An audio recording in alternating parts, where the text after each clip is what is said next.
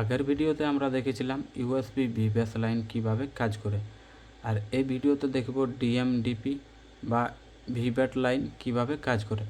তো এই দেখুন, এই যে ভিভ্যাস লাইন, এটা ওবিপি আইসি। আমি বলেছিলাম ওবিপি বা ওভিএলও, ওভার ভোল্টেজ প্রোটেকশন বা ওভার ভোল্টেজ লক আউট।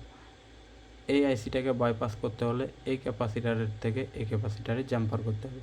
কিন্তু আপনারা একটা জিনিস ধ্যান রাখবে যে এই দুটো ক্যাপ কিন্তু প্যারালাল কানেকশান থাকে। আপনি গ্রাউন্ড না করেন, না হলে কিন্তু আপনার বাইপাসটা হবে না। এখান থেকে এখানে জাম্পার করতে হবে। আমাদের এই যে প্লাস লাইন আছে, যেটা হয় ইউএসবি ভিভ্যাস লাইন, এটাতে জাম্পার করলে ওবিপি বাইপাস হয়ে যাবে। তারপরে আমি পিএমআইডির কাজ বলেছিলাম। পিএমআইডি আপনি চেক করবেন এখানে কত ভোল্টেজ আসবে। ওর পরে বলেছিলাম ভিপিএইচ কোয়েলে আউটপুটের জন্য কত ভোল্টেজ আসবে। বুট ক্যাপ বলেছিলাম, বুট ক্যাপে কত ভোল্টেজ আসবে, এক সাইডে কত আসবে, এক সাইডে কত আসবে। এই যে আমাদের বুট ক্যাপ, এই ক্যাপটা কিন্তু আমাদের সিরিজ কানেকশান থাকে। তো আপনি এটাতে কোনো দিক থেকে বিপ পাবেন না। যদি বিপ পাই তো জানবেন যে এই লাইনের শর্ট আছে বা এই বুট ক্যাপটা আমাদের খারাপ আছে। এবার বলে দিই, এখান থেকে আমাদের আউট হয় ভিভ্যাট লাইন।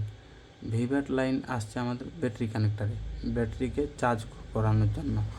এখানে মোস্টলি ভোল্টেজ থাকবে 3.7 থেকে 4.2 ভোল্ট, যেটাতে আমাদের ব্যাটারি চার্জ হবে। এরপরে আসছে আমাদের ডিএম বা ডিপি। ডিএম মানে হচ্ছে ডাটা মাইনাস, ডিপি মানে হচ্ছে ডাটা প্লাস। এই যে দুটো লাইন আসছে, এই দুটো লাইন কানেক্টার থেকে আসবে আমাদের চার্জিং আইসিতে। চার্জিং আইসিতে আসার পরে কী হবে, দুটো রেজিস্টার হয়ে যাবে আমাদের সিপিইউতে। এই যে সিপিইউ মাস্টার, সিপিইউতে যাওয়ার কারণ হচ্ছে এই দুটো লাইন মোস্টলি ইউজ হয় আমাদের ফাইল ট্রান্সফার করার জন্য।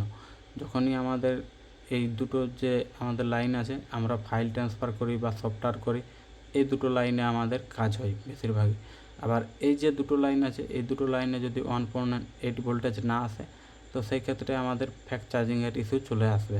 ফ্যাক্ট চার্জিংয়ের জন্য আমি বুট ক্যাপও দায়ী করেছিলাম। বুট ক্যাপে যদি আপনার সঠিক মতো ভোল্টেজ না আসে, তো বুট ক্যাপও খারাপ হতে পারে।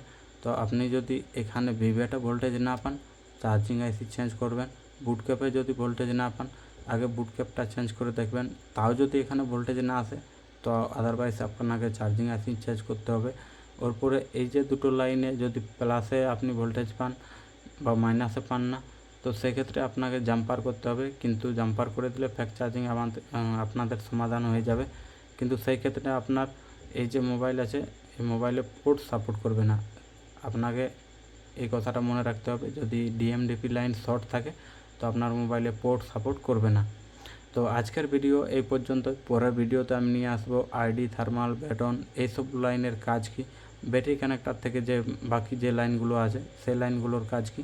তো পরের ভিডিও দেখার জন্য চ্যানেলটাকে ফলো করে রাখুন, বা যদি আপনি ইউটিউব থেকে দেখছেন তো সাবস্ক্রাইব করে রাখুন। আজকে থাকলো এই পর্যন্তই। ভিডিও সম্পূর্ণ দেখার জন্য ধন্যবাদ।